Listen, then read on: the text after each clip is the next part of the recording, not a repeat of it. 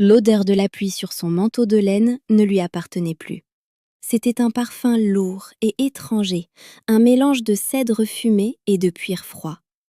Cet effluve a scellé la fin de notre monde bien avant que je ne prononce la moindre accusation. Bonjour et bienvenue sur notre espace de récits profonds et de confessions inavouables.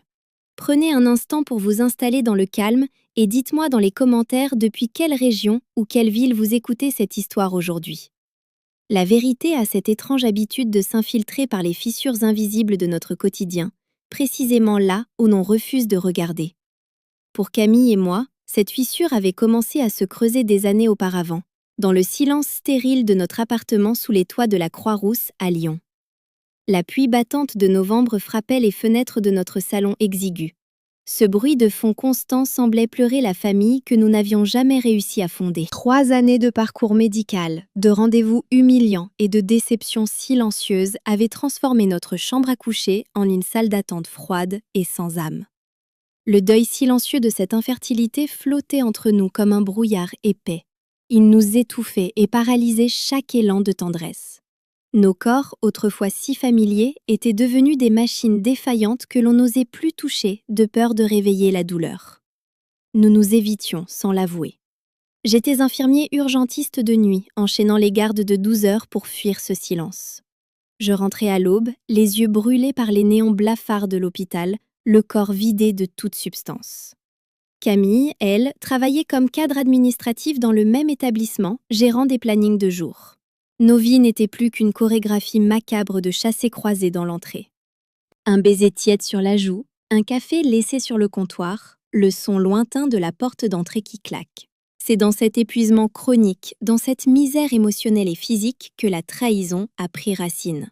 Je mettais son éloignement sur le compte de la fatigue et de notre incapacité à surmonter l'épreuve de la maternité refusée.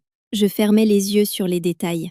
Les signaux hurlaient pourtant dans le silence de notre appartement lyonnais. Son téléphone, autrefois abandonné négligemment sur le canapé, était devenu une extension vitale de sa main. Il restait toujours posé face contre table, l'écran caché comme un secret honteux. J'observais ses regards fuyants, ses douches interminables en rentrant du travail pour effacer les traces de l'extérieur. Ces retards inexpliqués étaient justifiés par de prétendues réunions de direction. La tension dans l'air était palpable. Une vibration sourde me prenait à la gorge chaque fois que je la regardais. Je sentais le mensonge s'insinuer sous notre toit, je respirais cette atmosphère viciée, mais je refusais d'accepter l'évidence. Admettre qu'elle me trompait, c'était admettre que notre loyauté face à l'épreuve n'était qu'une vaste farce. L'effondrement s'est produit un mardi après-midi, un jour gris et pesant où je ne trouvais pas le sommeil. Camille était au travail. J'avais décidé de ranger la commode de notre chambre, cherchant machinalement un vieux document. En soulevant une pile de foulards en soie qu'elle ne portait plus depuis des années, mes doigts ont frôlé une surface froide et métallique. Le temps s'est arrêté. L'air dans la pièce est soudain devenu irrespirable. Ma main tremblait légèrement, suspendue au-dessus du tiroir. Je savais, avant même de le toucher, ce que cet objet signifiait. Le cerveau humain a cette capacité terrifiante à assembler un puzzle de 1000 pièces en une fraction de seconde. L'image qui en résulte est d'une netteté foudroyante. Je n'ai pas bougé pendant de longues minutes. Mon regard restait fixé sur ce rectangle noir dissimulé sous la soie. Le sang battait violemment contre mes tempes. Je revoyais chaque sourire distant, chaque message soi-disant envoyé à sa sœur, chaque parfum inconnu sur ses vêtements. La poussière dansait lentement dans le faisceau de lumière terne qui traversait la fenêtre, indifférente à la destruction de mon univers. C'était la preuve physique, froide et incontestable de ma propre stupidité. Lentement, avec une précision mécanique, j'ai glissé mes doigts sous l'appareil. Il était étrangement lourd. L'écran s'est allumé à la moindre pression, dévoilant un monde dont je ne faisais pas partie. Il n'y avait pas de code. C'était là l'insulte suprême. Elle était si sûre de mon aveuglement, si confiante dans mon apathie, qu'elle n'avait même pas pris la peine de verrouiller sa double vie. La lumière bleutée a inondé la pénombre de la chambre. Chaque notification affichée était une lame enfoncée un peu plus profondément dans ma poitrine.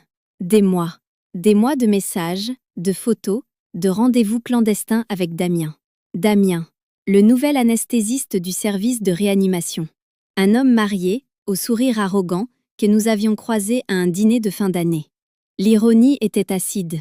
Il se retrouvait dans des hôtels de banlieue pendant que je ramassais des corps brisés aux urgences. Pendant que je dormais, épuisée, dans le lit que nous partagions.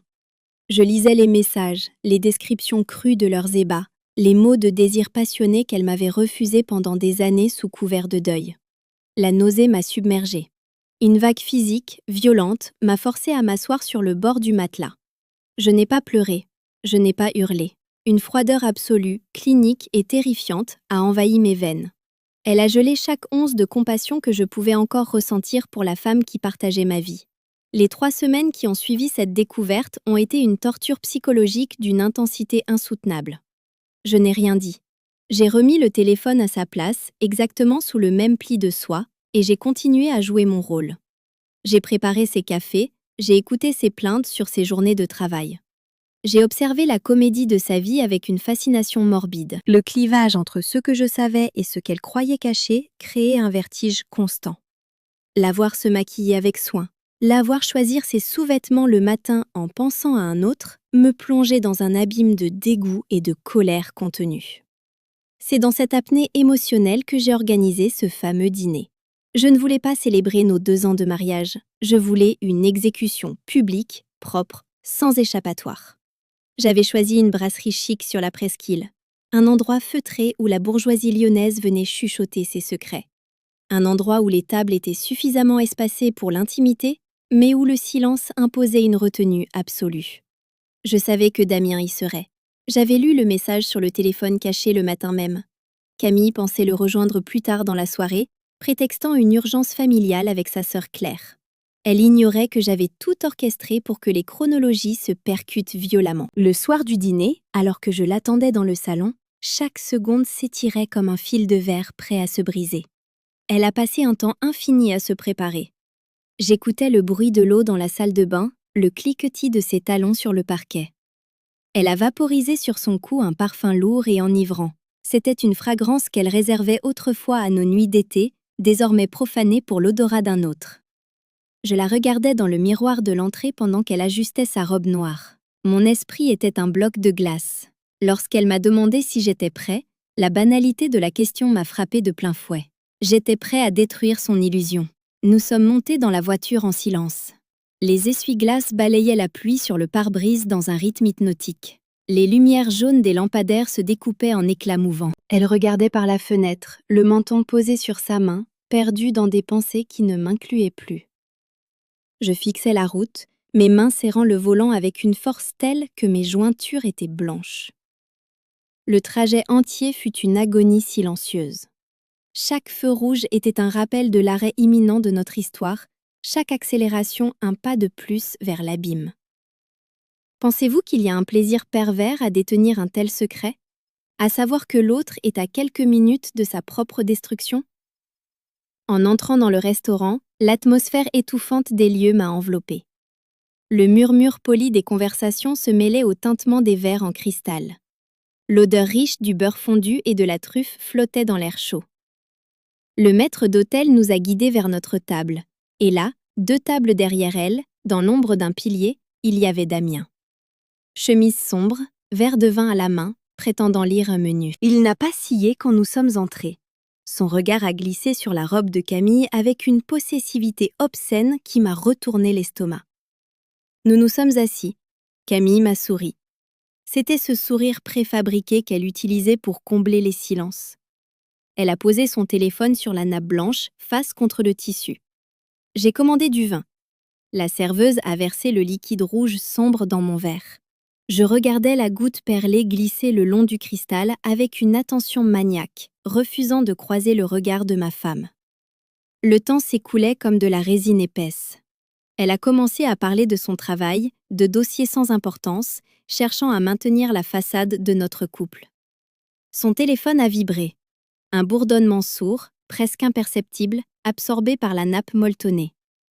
Sa main s'est contractée. Ce fut un mouvement infime, un réflexe de prédatrice, mais elle s'est retenue de le retourner immédiatement. Elle s'est levée pour aller aux toilettes, une excuse évidente. Mon regard a suivi sa silhouette serpentant entre les tables.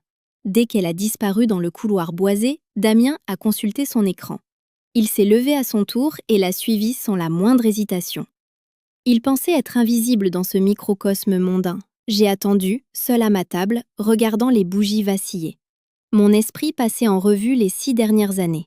Les espoirs, les projets, les larmes dans les cliniques spécialisées. Tout cela balayé pour l'adrénaline bon marché d'une rencontre furtive dans les couloirs carrelés d'un restaurant. Lorsqu'elle est revenue, quelques minutes plus tard, il y avait un éclat différent dans ses yeux. Ses joues étaient légèrement rosies, sa respiration un tout petit peu plus courte. Cette aura de secret, cette lueur de luxure assouvie qu'elle tentait de dissimuler sous un masque de bienséance, c'était la chose la plus humiliante que j'ai jamais vue. Damien a regagné sa place peu après. J'ai laissé le silence s'installer lourdement entre nous. J'ai croisé mes mains sur la table. La tension était à son paroxysme, l'air si dense qu'on aurait pu le couper au couteau. « Camille », ai-je prononcé d'une voix basse, presque un murmure. La douceur de mon ton a violemment contrasté avec la brutalité de ce qui allait suivre. Depuis combien de temps ? Sa fourchette s'est immobilisée en l'air, ses yeux ont cherché les miens. Une incompréhension feinte figeant ses traits. Je n'ai pas cligné des yeux. J'ai désigné l'homme derrière elle d'un léger mouvement de tête. L'anesthésiste. Celui qui lit le même menu depuis 20 minutes et qui te suit dans les couloirs. Depuis combien de temps dure cette mascarade ? Le sang a instantanément quitté son visage, la laissant livide, cadavérique sous la lumière tamisée. La panique s'est emparée d'elle d'un seul coup, brisant définitivement son masque de porcelaine. Elle a balbutié. Elle a nié. Elle m'a traité de fou. Sa voix montait dangereusement dans les aigus, risquant d'attirer l'attention des tables voisines. La terreur absolue du scandale dans son milieu l'étouffait. « Ne me fais pas l'affront de mentir », ai-je coupé, le ton toujours glacial, tranchant comme un scalpel. J'ai lu le téléphone dans le tiroir. J'ai tout lu. Son silence a été la confirmation finale, le fracas d'un édifice qui s'effondre. Damien, comprenant que la situation dérapait, s'est levé pour s'approcher de notre table, tentant de jouer les conciliateurs arrogants. Avant même qu'il ne prononce une syllabe, j'ai glissé ma main dans la poche intérieure de ma veste. J'ai senti le grain rugueux du cuir de mon portefeuille. Chaque geste me semblait durer des heures. J'ai sorti plusieurs billets, la texture du papier sous mes doigts semblant d'une réalité si brutale par rapport à l'illusion de notre mariage. Je les ai posés sur la nappe, couvrant largement l'addition de ce repas que je ne toucherai jamais. J'ai fixé Damien droit dans les yeux, l'obligeant à baisser les siens. Je me suis tournée une dernière fois vers Camille, dont les larmes de panique commençaient à couler, ruinant son maquillage parfait. « Il est à toi maintenant », lui ai-je dit. Je me suis levée. La chaise a crissé sur le sol de manière assourdissante. L'espace autour de nous semblait s'être figé. Je n'ai pas attendu de réponse. Je n'ai pas écouté ses supplications qui commençaient à fuser alors qu'elle réalisait l'irrémédiable. J'ai tourné les talons et je suis sortie sous la pluie battante de Lyon. L'air froid a frappé mon visage, me purifiant instantanément de l'odeur suffocante de cet endroit. Je ne suis pas rentrée pour pleurer. J'ai conduit droit vers notre appartement. La nuit n'était pas finie, elle ne faisait que commencer. J'ai appelé mon collègue et ami de toujours, Thomas. Il n'a posé aucune question superflue. 30 minutes plus tard, il était là avec des cartons. L'appartement, témoin de nos échecs et de nos mensonges, allait être vidé de sa présence. J'ai commencé par sa penderie. Je prenais chaque vêtement, chaque robe de soie, chaque manteau imprégné de ce parfum étranger. Je sentais la douceur des tissus glisser entre mes doigts. Je pliais tout avec une rigueur militaire, étouffant toute émotion sous une chape de froideur organisationnelle. Pas de cris, pas d'affaires jetées par la fenêtre, juste l'effacement pur et simple. Dans la salle de bain, le bruit du verre des flacons s'entrechoquant dans les cartons résonnait comme un glas sur le carrelage froid. Les crèmes, les brosses, les boîtes de médicaments pour les traitements de fertilité qui nous avaient tant fait souffrir, tout a disparu. En 2 heures, avec l'aide silencieuse de Thomas, l'appartement était redevenu le mien. Vide, épuré, silencieux. Nous avons chargé les cartons dans son utilitaire et avons traversé la ville déserte jusqu'à la maison de sa sœur, Claire, dans la banlieue ouest. Claire a ouvert la porte, les yeux gonflés de sommeil, serrant son gilet contre elle. Elle a regardé les boîtes empilées sur son porche, puis mon visage, fermé comme un coffre-fort. Qu'est-ce que c'est que ça, Romain? A-t-elle demandé, la voix tremblante. Demande à ta sœur, sa nouvelle vie commence ici, ai-je répondu sans la moindre intonation. Je n'ai pas attendu d'explication de sa part. J'ai pris une photo des cartons alignés sous la lumière crue du néon de l'entrée, preuve incontestable de la restitution de ses biens. Le lendemain matin, j'annulai le compte commun, je changeai la serrure blindée de l'appartement et je bloquai son numéro. La véritable confrontation psychologique, le point d'orgue de sa perversité, a eu lieu 2 semaines plus tard. Le silence de plomb que je lui avais imposé l'avait rendue folle. Elle ne supportait pas de perdre le contrôle, de ne pas pouvoir se justifier, de ne pas pouvoir m'utiliser comme la victime compréhensive de son mal-être. Elle m'a traquée jusqu'à ma salle de sport. J'étais en train de soulever des poids, la sueur brûlant mes yeux, l'effort physique purgeant mon esprit. Je l'ai vue dans le grand miroir. Elle se tenait près des machines, l'air pitoyable, cherchant mon regard. J'ai reposé la barre avec un fracas métallique qui a fait tourner quelques têtes. Elle s'est avancée, les bras croisés, adoptant cette posture de victime offensée qu'elle maîtrisait si bien. « Tu ne peux pas m'effacer comme ça, Romain, il faut qu'on parle », a-t-elle lâché. Je l'ai regardée, essuyant mon front avec une serviette rugueuse, observant cette femme que je ne connaissais plus. L'odeur âcre de la salle, le métal froid des haltères, tout contrastait avec sa présence incongrue. « Tu n'existes plus dans ma vie, Camille », ai-je répondu sèchement. C'est là qu'elle a abattu sa dernière carte. La plus vile, la plus cruelle de toutes, sachant précisément où frapper après nos années de désespoir face à l'infertilité. Elle a posé une main protectrice sur son ventre. Ses yeux se sont remplis de larmes d'une sincérité terrifiante. J'ai du retard, Romain, tu comprends ce que ça veut dire? L'air a semblé quitter mes poumons. L'espace d'une seconde, le monde a chancelé. Cette phrase, je l'avais attendue, espérée, pleurée pendant 3 longues années. L'entendre maintenant, dans ce contexte, de la bouche de la femme qui couchait avec un autre, était une atrocité absolue. Mais le bouclier de glace autour de mon cœur a tenu bon. Je me suis redressée, la toisant de toute ma hauteur. Fais un test, ai-je dit d'une voix qui ne m'appartenait presque plus. Si c'est le mien, j'assumerai l'enfant. Minou, c'est terminé. Si c'est celui de l'autre, je te plains. La brutalité de ma réponse l'a frappé avec la force d'un uppercut. Son visage s'est décomposé, la manipulation échouant lamentablement face à mon mur d'indifférence. Sa sœur Claire, qui l'avait visiblement suivi pour éviter un drame public, est intervenue. Son visage était ravagé par la honte. Elle ment, Romain. Elle a fait un test hier, il est négatif. Le silence dans la salle de sport fut absolu. Camille s'est mise à hurler sur sa sœur, l'illusion s'effondrant définitivement au milieu des haltères et des inconnus. Je n'ai pas dit un mot de plus. J'ai ramassé mon sac et je suis partie, laissant les restes pitoyables de son mensonge s'écraser sur le sol en caoutchouc. Les tentatives juridiques qui ont suivi, ces réclamations absurdes pour préjudice moral et expulsion abusive de mon propre appartement, se sont écrasées devant la juge des affaires familiales. Les photos horodatées, l'absence totale de contrat de location et son comportement de harcèlement m'ont valu gain de cause en 10 minutes d'audience glaciale. Une ordonnance d'éloignement est venue sceller la fin définitive de son existence dans ma réalité. Aujourd'hui, l'appartement est silencieux. La pluie lyonnaise continue de frapper les fenêtres, mais elle ne résonne plus comme un glas.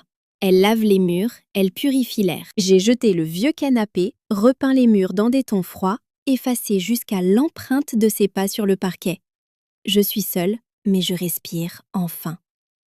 La trahison est une blessure qui modifie l'ADN de notre âme.